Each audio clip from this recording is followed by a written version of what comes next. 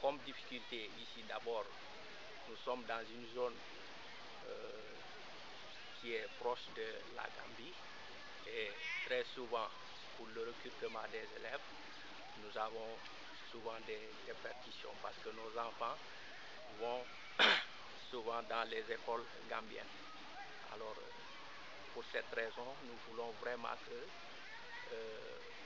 nos enfants puissent rester ici dans notre localité pour étudier le français comme tous les autres enfants sénégalais. L'autre problème que vous avez soulevé, c'est le problème lié à l'état civil.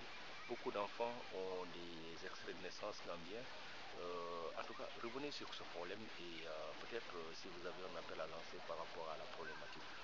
Voilà, l'appel que je voudrais lancer, c'est d'abord de dire aux parents de déclarer à temps les naissances. Parce que dès la naissance de l'enfant, il faut que le parent d'abord fasse une déclaration.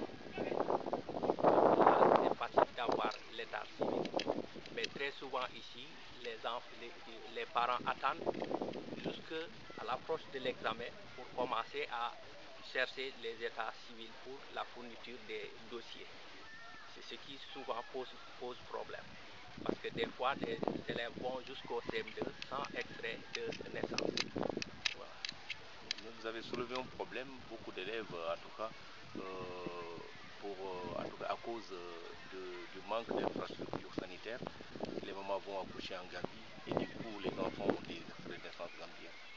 Oui, évidemment, les mamans ici, pour des visites prénatales, certains vont en Gambie parce qu'il est plus facile d'aller en Gambie que d'aller dans les différentes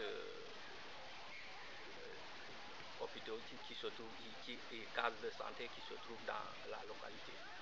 Ils sont assez loin. Alors les gens préfèrent aller en Gambie que d'aller dans ces localités-là. Au-delà de l'état civil, quels sont les autres problèmes que vous vivez en tant que directeur d'école?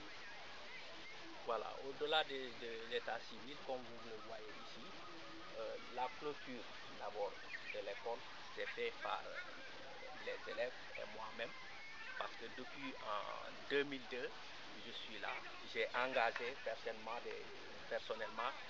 les enfants et nous sommes allés en brousse pour chercher ces tickets-là. Et ainsi nous avons fait cette clôture-là. Alors on voudrait vraiment, si l'État pouvait nous aider à faire encore mieux que ça, ce serait vraiment un honneur pour nous. Et encore, nous avons un abri provisoire qui est là. Alors, pour éradiquer aussi totalement les abris provisoires, nous voulons aussi lancer un appel aux autorités pour que les abris provisoires soient éradiqués complètement dans notre école pour avoir un enseignement de qualité dans notre établissement. À vous entendre, on pense que vous ne souffrez pas de manque d'enseignants. Alhamdulillah, pour les enseignants, nous avons 3 enseignants et nous avons également 3 cours ici. Donc on ne souffre pas le manque d'enseignants pour l'instant.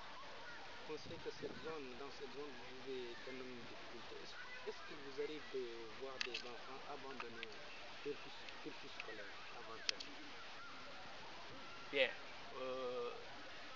ça arrive, mais pas tellement, parce que quand ils ont amené la cantine au niveau de l'école, ça a permis de garder les enfants au niveau de l'établissement.